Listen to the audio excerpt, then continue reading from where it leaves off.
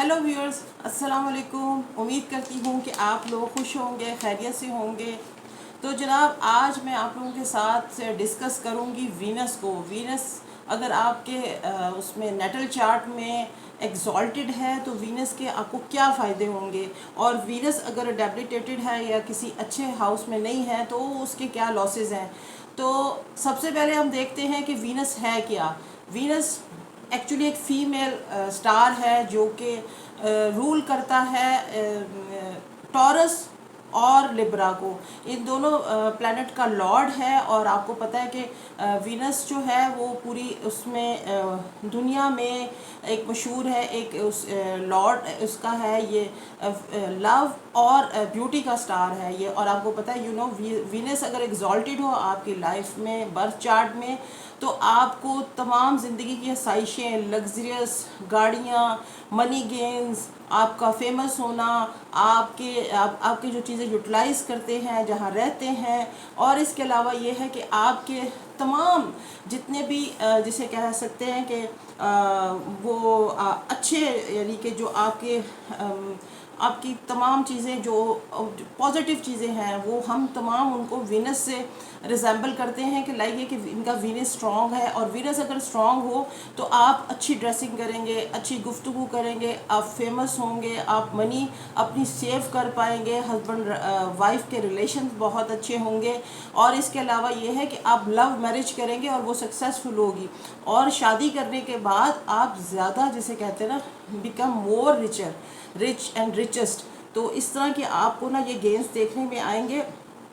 और इसके अलावा ये है कि हम वीनस को इस तरह भी देखते हैं कि हमारा, जैसे कहते हैं ना कि हमारी मनी, हमारी ज्वेलरी, हमारी गर्लफ्रेंड्स, हमारा हस्बैंड वाइफ का रिलेशंस। और इसके अलावा ये कि सोसाइटी में आप जो बोलते हैं लोगों पे क्या असर करता है, लोग आपको कितना फॉलो करते हैं, लोगों के बीच में आपका कितना चार्म है, और जिस घर में या जिस उसमें रहते हैं कि उसकी पता है कि वो कितना लग्जरी है। तो ये सब कुछ वीनस से रिलेटेड है। अब अगर वीनस 11th हाउस का वीनस जो है, कहते हैं कि सबसे ज़्यादा स्ट्रॉन्ग होता है।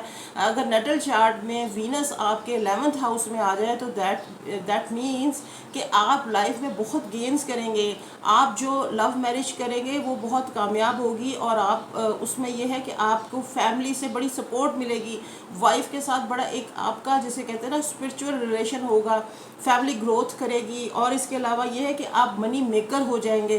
तो ये बड़ी उसमें चीज़ें देखने में आई हैं। तो इसको एग्जॉल्टेड, अगर ये सपोज टू बी, अगर ये आपके नेटल चार्ट में ये वीनस जो है एग्जॉल्टेड नहीं है, डेबिलिटेटेड है, तो फिर आप कई शादियां करेंगे, आपकी शादियां लॉस में जाएंगी। और इसके अलावा ये कि वाइफ और हस्बैंड वाइफ का रिलेशन कुछ इतना अच्छा नहीं हो पाएगा।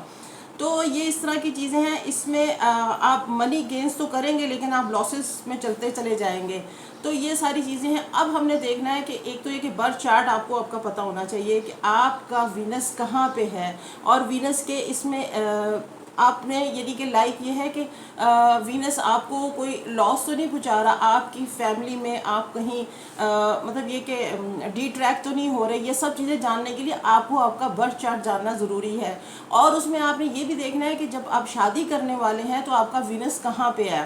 तो इस तरह से चीज़ें हैं। और वीनस के लिए मैं आपको कुछ रेमेडीज़ बताऊंगी, और इसके लास्ट में मैं आपको ये भी बताऊंगी कि ये जो ये ल्यूनर एक्लिप्स लग रहा है इसके क्या यानी कि इसके वो हैं साइड इफ़ेक्ट्स हैं, आफ्टर इफ़ेक्ट्स क्या आएंगे।